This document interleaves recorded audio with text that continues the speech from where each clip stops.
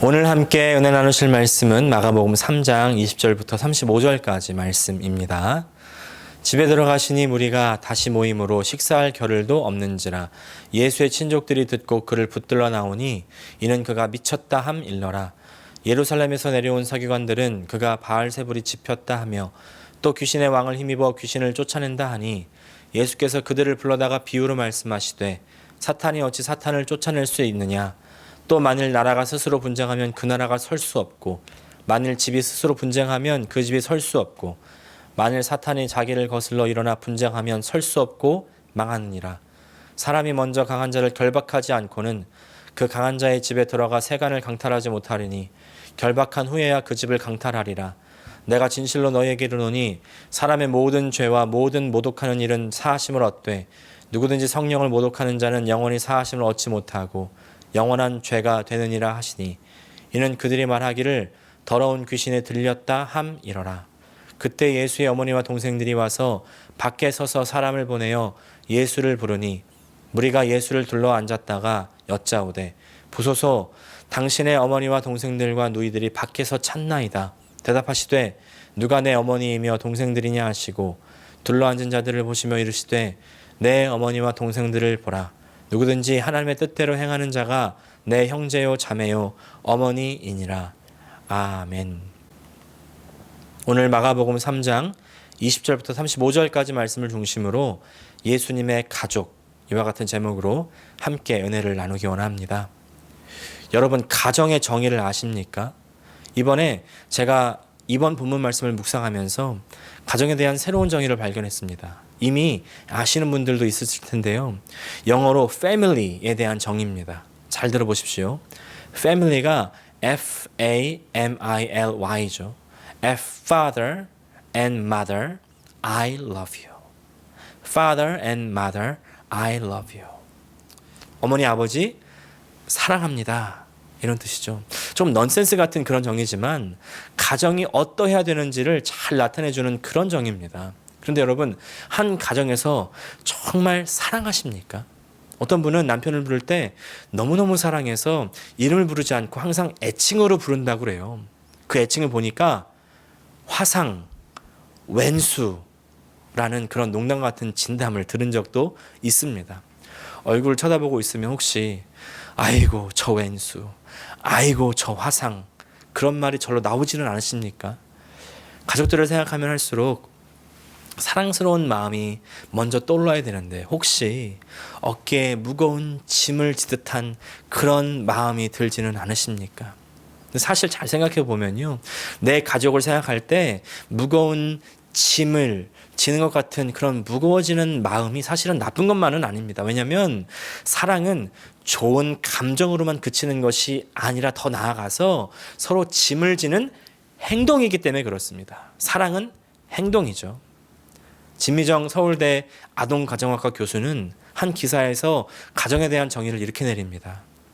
가족은 서로 돌보는 사람들이다. 돌봄이 가족의 이유다. 이렇게 얘기합니다. 그러니까 부부끼리 서로 챙기고 부모는 자녀를, 그리고 자녀는 부모를 챙기는 것이 가족이 존재하는 이유라는 것이죠. 서로 챙기고 서로 돌보는 것은 항상 기쁘고 즐거운 일만은 아닙니다. 어떨 때는 너무 무겁고 숨이 턱턱 막히기도 하죠. 하지만 그런 짐을 지는 그것이 바로 사랑의 증거라는 것입니다. 비록 서로 달달한 말은 못 해줄 때도 있지만, 그러나 서로 챙기고 서로 짐을 져주는 것이 사랑의 표현입니다. 가족이기 때문에, 사랑하기 때문에 할 수 있는 것이죠. 근데 그런가 하면 그 반대도 성립이 될 수가 있습니다. 아무리 혈연으로 연결되어 있다가 할지라도 서로 짐을 지지 않는다면, 서로 돌보지 않고 챙기지 않는다면 가족이라고 부를 수 없을 것입니다. 여러분, 가족 간에 서로 짐을 지고 계십니까? 근데 오늘 성경 말씀을 보니까요, 조금은 기독교를 오해할 수 있는 그런 본문이 나옵니다. 예수님께서 누가 내 어머니냐, 누가 내 동생들이냐 하시니까 뭔가 기독교는 가족을 무시하고 가정은 뒷전으로 삼고 또 폐륜적인 종교, 그렇게 묘사되는 경우가 있는 것 같습니다. 또 이 구절들을 오해해서 실제로 그렇게 사시는 사람들을 발견하기도 하죠. 그래서 더 오해의 골이 깊어지기도 합니다. 하지만 기독교 신앙은 가족을 배제한다거나 가족을 등지는 그런 신앙이 아닙니다. 오히려 우리 기독교는 가정을 아주 중시하고 사랑합니다. 대표적으로 십계명에서 그것을 발견할 수가 있습니다. 십계명은 크게 두 부분으로 나뉘어지는데 첫 4계명은 하나님과의 관계에 대한 계명들이고 나머지 6계명은 이 사람과 사람 사이에 대한 그런 계명들입니다. 그런데 그 사람과 사람 사이의 관계에 대한 계명들 중에서 가장 첫 번째 계명, 전체 10계명 중에서는 이 5번째 계명이 바로 부모를 공경하라는 말씀이죠.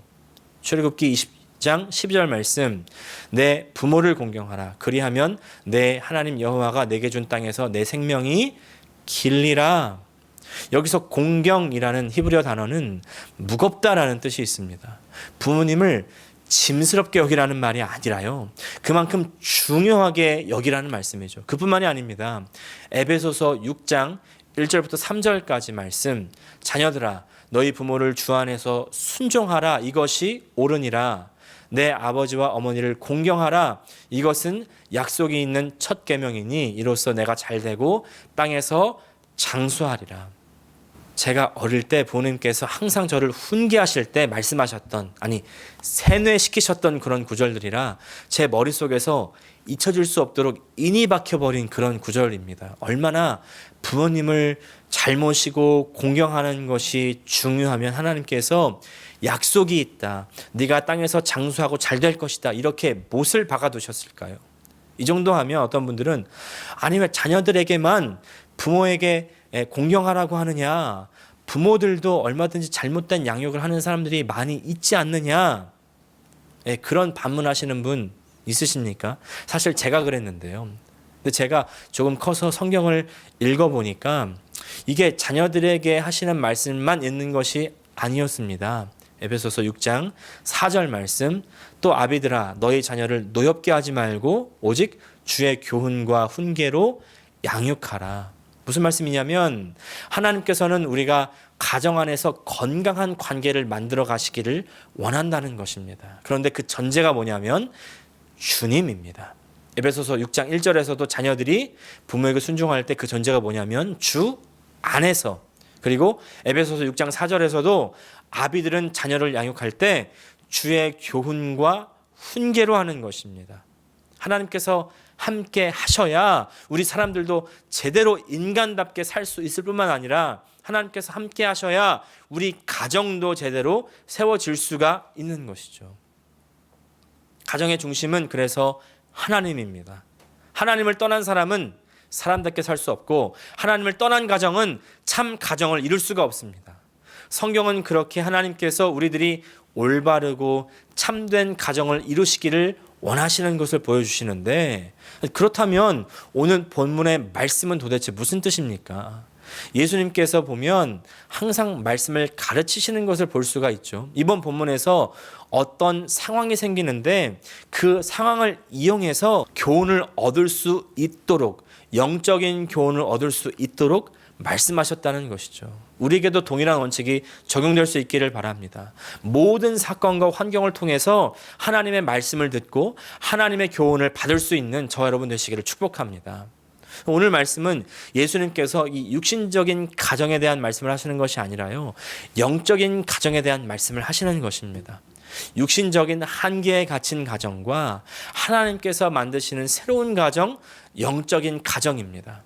사실 오늘 본문의 말씀에 이 예수님의 가족들을 잘 보면 서로의 짐, 이 가족의 짐을 져주기 위해서 예수님을 찾아다닌 것을 볼 수가 있죠. 마가복음 3장 21절 말씀 세 번역으로 읽어보겠습니다. 예수님의 가족들이 예수가 미쳤다는 소문을 듣고서 그를 붙잡으러 나섰다. 가족이 아프다는 이야기를 들으면 가족을 병원에 데려가야죠. 어떻게든 치료를 받을 수 있게 해야 되겠죠. 정신적인 것도 마찬가지입니다. 예수님의 가족들은 예수님이 미쳐서 사회에 무리를 일으키고 있다는 소식을 들으니까 걱정이 된 겁니다. 그래서 찾으러 다녔습니다. 가족이라면 당연한 반응 아니겠습니까? 요새 어떻습니까? 가족들 중에 부모님이 치매에 걸리거나 혹은 불치병에 걸린 가족들 있으면요, 그냥 내놓고 돌보지 않는 그런 사람들 얼마나 많이 있습니까? 시설이나 요양원에 맡기면 안 된다는 말이 아닙니다. 시설도 이용하고 또 요양원도 이용해야죠. 그런데 그냥 그런 곳에 내버려 두고 가서 쳐다보지 않는 그런 사람들이 너무나 많이 있습니다. 성경은 분명히 말씀합니다. 디모데전서 5장 8절 말씀, 누구든지 자기 친족, 특히 자기 가족을 돌보지 아니하면 믿음을 배반한 자요 불신자보다 더 악한 자니라. 예수님의 가족들은 사실은 예수님을 돌보기 원했던 것이죠. 그러나 여기에 한 가지 가족들의 실수가 있었습니다. 실수기도 하고 또 한계이기도 합니다. 그것은 바로 예수님의 소문만 듣고 예수님의 말씀이나 혹은 사역을 직접 경험해보지 않았다는 것입니다. 사실 가족의 갈등이 생기는 경우 중에 많은 수가 바로 이런 이유입니다.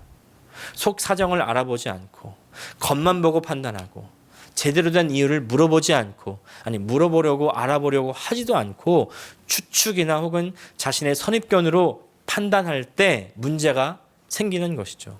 부부간에 그리고 부모 자녀 간에 이런 일이 많이 있습니다. 가족 안에 우리는 이런 선을 잘 지켜야 되죠. 내가 남편이기 때문에, 내가 아내이기 때문에, 내가 부모이기 때문에, 내가 자녀이기 때문에 내 아내를, 내 부모를, 내 자녀를 잘 안다 이렇게 생각한다면 그것은 굉장히 순진한 생각입니다. 사실 환상입니다. 서로 소통을 잘 해야 됩니다. 유튜브에서 아주 유명한 이 김창욱 강사는요, 이런 유명한 말을 하죠. 소통을 못하면 고통이 된다. 예, 소통을 못하면 고통이 됩니다. 참 곱씹어 볼수록 맛있는 말인 것 같아요. 가정에서 소통을 하라니까 이제 아버지들이 이런 실수를 또 합니다. 자, 다 모여봐. 다 자리에 앉고, 자, 이제 우리가 마음을 탁 터놓고 소통해보는 시간을 가질 거야. 이러면요, 오히려 가족 간에 문을 닫게 만듭니다. 내 가족을 대할 때 마치 처음 보는 사람을 대하듯이, 그러나 열린 마음으로 사람을 정말 그 진정으로 받아들이려고 하는 그런 마음으로, 진정으로 이해하려는 그런 마음으로 시작해야 되는데, 그러지 않는 거죠. 상대방을 이해하기 위해서 포스하지 말고, 푸시하지 말고 천천히 알아가려고 하는 그런 태도가 정말 필요하고 중요합니다. 상대방을 이해하려는 열린 마음, 거기에는 상대방이 내 기준에 따라오지 않는다고 윽박지르거나 위협하는 것이 아니라 기다리는 인내가 필요하고요, 관계가 빌드업되는 시간이 필요합니다. 여기서 영적인 가정의 첫 번째 조건이 나오죠. 그것은 예수님과 관계를 빌드업해야 된다는 것입니다. 예수님을 경험해야 됩니다. 사실 하나님께서 우리를 그렇게 기다려 주셨잖아요. 하나님께서는 죄로 말미암아 멸망으로 치닫는 우리들을 불쌍히 여겨주시고 우리를 구원해 주시기 원하셨죠. 그런데 우리는 그 하나님의 은혜의 손길을 거절합니다. 심지어 하나님의 아들 예수님을 거절하고 죽기까지 했습니다. 하지만 하나님은 그런 우리를 참아주셨죠. 그리고 예수님의 십자가 죽음을 통해서 우리를 끊임없이 안아주셨습니다. 그것이 바로 구원입니다. 관계는 그렇게 빌드업이 되는 것입니다. 구원이란 그냥 하나님께서 너는 구원 받았어, 그러니까 구원 증서를 줄게, 이런 어떤 자격증 같은 것이 아닙니다. 구원은 하나님과의 관계죠. 그 관계가 우리의 구원을 증명해 줍니다. 어떤 분들은 나는 구원받았는지 모르겠다 이렇게 말씀하시는 분들이 있습니다. 근데 그런 분들은요, 하나님과의 관계를 확인해 보셔야 됩니다. 구원은 물론 예수님의 십자가 대속의 은혜, 그러니까 예수님께서 나의 죄 때문에 십자가를 지셔서 그 죄의 값을 치르신 것, 그리고 그 십자가로 죽어 있지 않고 부활하시고 나의 주인이 되신 것을 믿는 것으로 시작하죠. 근데 그것으로 끝이 아니라 단지 시작일 뿐입니다. 예수님의 죄사함의 은혜는 나와 하나님 사이를 화해시켜서, 그래서 나와 하나님과의 관계를 이제 다시 열어주신 것이죠. 나와 하나님 사이에 길이 열려서 하나님과 마음껏 소통할 수 있게 되었습니다. 그래서 구원받은 사람들은 당연하고도 자연스럽게 해야 하는 것이 하나님과의 교제입니다. 하나님과 교제하는 것이 하나님께서 우리를 창조하실 때부터 원하셨던 것이죠. 우리는 그것을 창조 때부터 알 수가 있습니다. 우리의 모습을 보면 알죠. 하나님께서 우리를 하나님의 형상과 모양대로 만드셨습니다. 하나님이 자기의 형상, 곧 하나님의 형상대로 사람을 하시되. 왜? 우리와 교제하기 원하셨기 때문입니다. 창조하신 이후에 아담은 하나님과 교제하면서 에덴 동산을 거닐었죠. 그러나 그 죄로 말미암아 하나님과의 교제의 길이 가로막혔습니다. 그러나 하나님께서는 우리와 교제하기 원하시는 그 원함, 거기서 끝나지가 않는 겁니다. 그래서 제사법을 알려주시고 제단에서 희생을 드려서 죄사함을 얻게 하시는데, 그 목적이 그렇게 해서 너와 나는 교제하자는 거예요. 서로 소통하자는 겁니다. 출애굽기 25장 22절 말씀, 거기에서 내가 너와 만나고 또 내가 자비석 위, 증거궤 위에 있는 두 그룹 사이로부터 내가 이스라엘 자손에게 계명들로 줄 모든 것들에 관해 너와 교제하리라. 아멘. 이렇게 제사를 통해서 임시로 하나님과의 교제가 열렸다가 이제는 예수님의 영원한 그 구원의 은혜가 열림으로 말미암아 이제 완전한 교제의 길이 열린 것이죠. 그래서 우리가 해야 할 일은 하나님과의 교제입니다. 매일 하나님과 만나고 대화하고 하나님과 함께하는 것입니다. 그것이 우리가 참되게 사는 길이고 동시에 하나님이 원하시는 것입니다. 더 이상 구원받았는지를 궁금해하지 마십시오. 예수님의 십자가의 은혜를 받아들이셨습니까? 그렇다면 이제 구원을 궁금해할 것이 아니라 하나님과의 관계를 빌드업할 때입니다. 매일 아침 하나님 말씀 읽고요, 하나님께 기도하고 일상을 살면서 하나님께 여쭙고 아뢰십시오. 질문도 하고 또 필요한 것을 요청하십시오. 남 몰래 하나님 앞에서 눈물 흘리기도 하고요, 아픔도 토로하십시오. 그리고 기쁜 일에 감사하십시오. 나의 매일의 일상의 삶에 하나님을 초청하고 하나님과 함께 하십시오. 그것이 바로 구원받은 사람들의 삶입니다. 이런 사람들 속에는 구원의 확신에 대한 질문이 없습니다. 대신 다른 질문이 생기죠. 어떻게 살아야 하겠습니까? 어떻게 더 하나님을 기쁘게 할 수 있겠습니까? 이것이 바로 참된 영적인 가족이 되는 두 번째 걸음입니다. 이제 가족이 된 사람들끼리는 그 마음을 헤아려야죠. 사실 육신적인 가족도 마찬가지입니다. 서로의 마음을 알아주고 또 서로의 기쁨을 위해서 그렇게 살아야 되죠. 33절부터 35절까지 말씀입니다. 대답하시되 누가 내 어머니이며 동생들이냐 하시고 둘러앉은 자들을 보시며 이르시되 내 어머니와 내 동생들을 보라. 누구든지 하나님의 뜻대로 행하는 자가 내 형제요 자매요 어머니이니라. 예수님께서는 하나님의 뜻대로 행하는 자가 내 형제고 자매고 어머니다 라고 말씀하시는데, 이제 이 구절 때문에 사실은 오해가 생기는 것입니다. 여기서 예수님께서 말씀하시는 것은 자기의 어머니와 형제들이 자신의 가족이 아니다 이렇게 말씀하시는 것이 아닙니다. 영적인 가족이라면 이제 관계가 형성이 되고 그리고 그 마음을 알고 함께 해야 된다고 가르쳐 주시는 것이죠. 예수님의 어머니와 형제들이 그 예수님에 대한 소문만 듣고 예수님의 사역을 직접 보지 못했기 때문에, 직접 하시는 말씀을 들어보지 못했기 때문에 예수님이 왜 그런 사역을 하는지 어떻게 하는지 전혀 알지 못했습니다. 그 말씀을 듣지 못하니까 그 마음을 알지 못한 것이죠. 우리가 사람의 마음과 뜻을 알려면 그 사람이 하는 말을 듣고 그 사람이 쓰는 글을 읽어야 됩니다. 항상 말씀드리지만 꼭 말을 해야만 알아? 아닙니다. 모릅니다. 말을 안 하면 모릅니다. 말을 하시고 마음을 표현하십시오.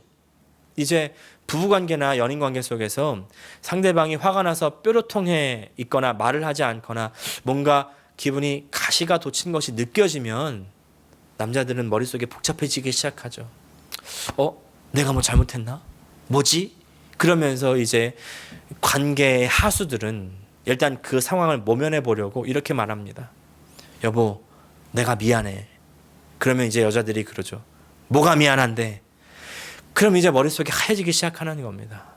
모른다고 하면 모르면서 뭘 미안한다고 그러고, 안다고 그러면 알면서 그러냐 그러고, 그죠? 그래서 잘못했다고 그러면 뭘 잘못했는데, 그래서 미안하다고 그러면 뭐가 미안하냐고 그러죠. 이제 여기서부터 악순환이 시작되는 겁니다. 여자들은 뭐가 화가 나는지를 얘기해줘야 남자들도 깨닫고 돌이키고 고칠 수가 있죠. 말을 하시고 표현하십시오. 말을 하지 않으면 모릅니다. 사실 이런 면에서 우리 하나님은 알기 쉬운 분이십니다. 왜냐하면 하나님께서는 말이 많은 분이시기 때문이에요. 계속 우리들에게 자신의 마음을 표현하시고 구애하시고 손을 내미십니다. 문제는 뭡니까? 우리가 들으려고 하지 않고 그 마음을 거절합니다. 내미신 손을 거절합니다. 하나님께서 우리를 기다려 주시기는 하시지만 자신의 아들을 죽여서까지 인내하시기도 하셨지만 그러나 그 기다림은 영원하지는 않습니다. 언젠가 그 기다림과 인내가 끝납니다. 그리고 하나님의 목소리를 듣지 않고 손길을 거부한 사람들에게는 심판이 임할 것입니다. 그때가 오기 전에 우리는 그 목소리를 받아들여야 됩니다. 매일 나의 삶 속에서 하나님의 목소리를 듣고 있지 않고 있으면서도 나는 스스로 구원받은 사람들이니까 괜찮다고 그렇게 스스로 아니하는 사람들 정말 주의해야 됩니다. 이런 사람들이야말로 정말 구원이 불확실한 사람들이기 때문에 그렇습니다. 구원받았다면 거듭났기 때문에 새로 태어났기 때문에 하나님의 자녀가 되었기 때문에 하나님의 백성, 하나님의 사람이 되었기 때문에 이제 하나님과 대화할 수 있고요. 하나님과 교제해야 됩니다.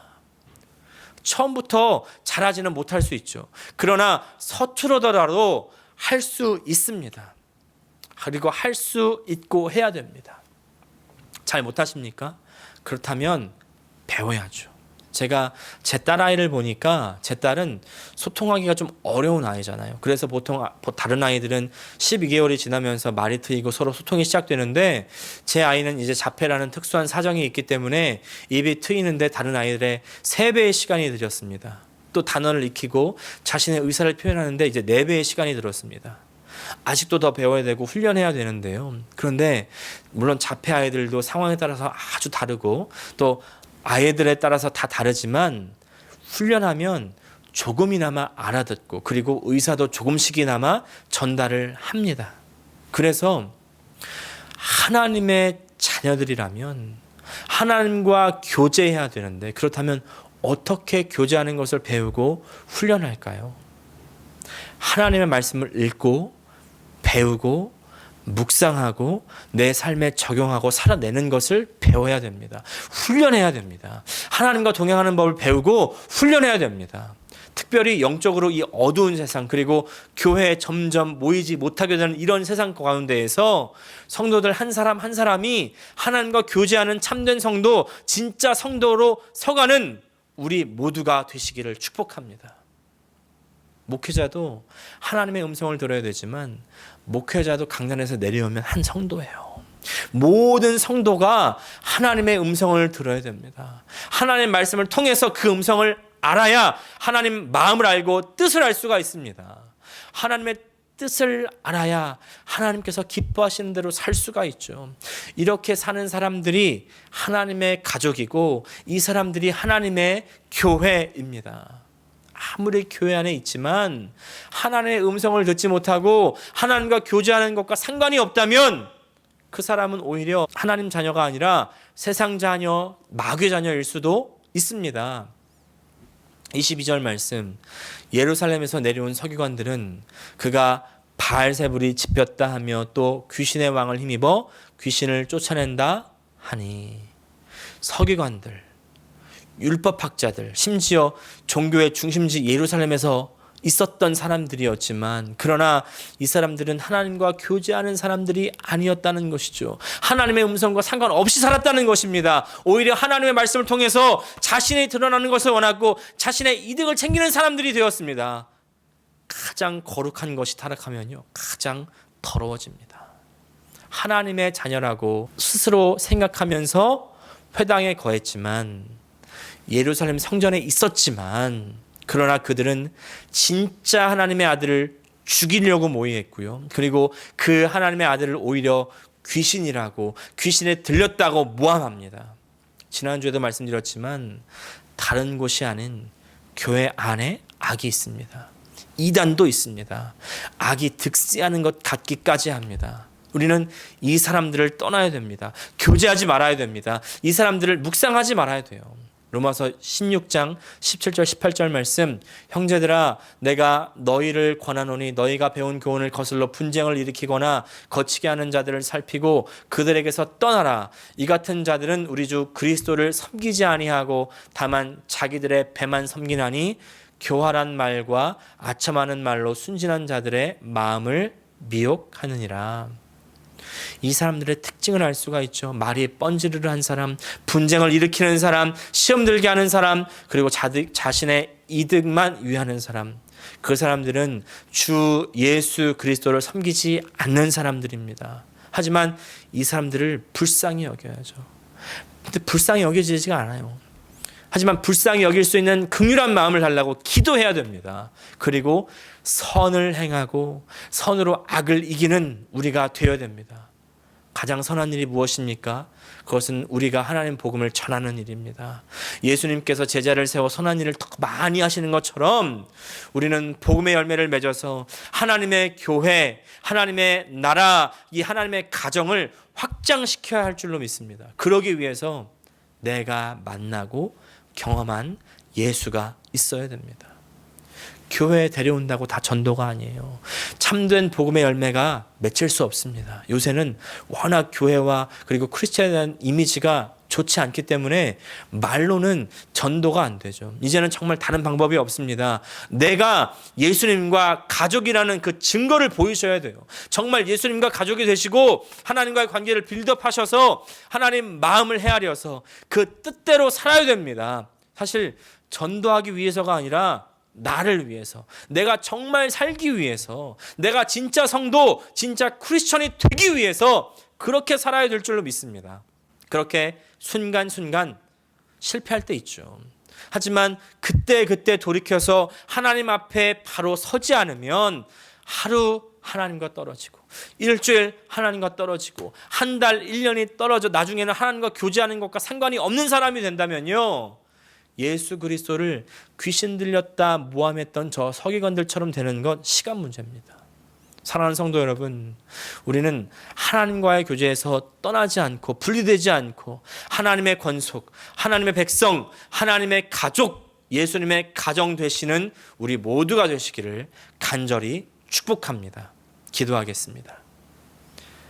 하나님 우리 아버지, 오늘 하나님 말씀을 통하여 어떻게 참된 하나님의 가정, 하나님의 교회가 되는지를 알게 하심을 감사합니다. 우리가 항상 그 하나님의 말씀을 직접 듣고 경험하로 말미암아 내가 거듭난 자로 살게 하시고, 아버지, 거듭난 것은 단지 시작에 불과합니다. 항상 하나님 말씀과 동행하고 하나님과 동행함으로 말미암아 하나님을 기쁘시게 하는 하나님의 자녀, 예수 그리스도의 형제 될 수 있도록 도와주시옵소서. 내가 하나님과 교제하고 하나님과 함께하는 일을 소홀히 함으로 말미암아 저 예수님 당시의 서기관들처럼 예수님을 모함하고 죽이려는 무리에 들지 않게 도와주시고, 예수님과 항상 함께하는 예수님의 권속될 수 있도록 도와주시옵소서. 그래서 마지막 때를 이기며 승리하는 마지막 때에 살아있는 진짜 성도 될 수 있도록 도와주시옵소서. 예수님의 이름으로 기도합니다. 아멘.